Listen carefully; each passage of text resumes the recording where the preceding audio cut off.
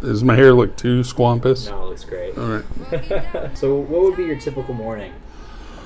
Well, for me, I tend to sleep in a lot later, and depending on the morning, I had a morning the other day where, I wasn't feeling very good. I got up, and the next thing I knew, I was on the ground and Misty was over me, and evidently I had kind of cut my forehead open and had a big lump on the back of my head because I'd had a seizure.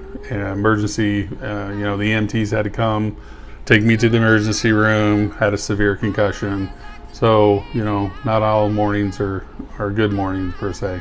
Okay, so how do you get around then? What does that look like?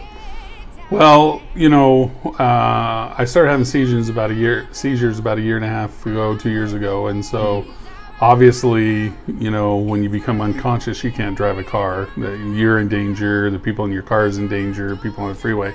So I haven't been able to drive. So anytime I go anywhere, it's got to be somebody else taking me. And my anxiety's kind of gone up and up and up as I've had more seizures and fallen and hurt myself. I've fallen down some stairs. And so I generally only go out with my wife, Misty, because she knows my circumstances and she knows that if something happens. So I don't do a whole lot, but when I do go out, I'll do a few things here and there. What certain things would you like to do during the day?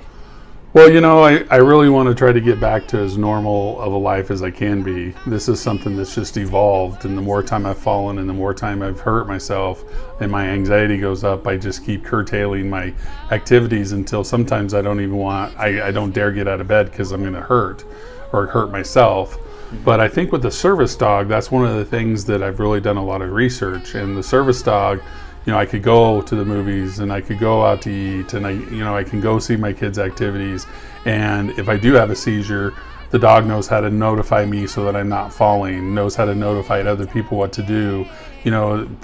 Provides a way for me to feel a lot safer and also bring down that anxiety. So, that's my goal in terms of getting a service dog, is getting my life back to as normal as it can be, still having the seizures. What's your goal? Why should people give you money for a service dog? Well, my goal is to try to raise, $5,000 to $10,000. I need to be able to make sure I keep the vet bills, and I can do the training. It'll go through an obedience training, a canine certification, a public access training. So we'll do all those things plus all the regular vet bills, making sure it's super healthy because it's investing all this time.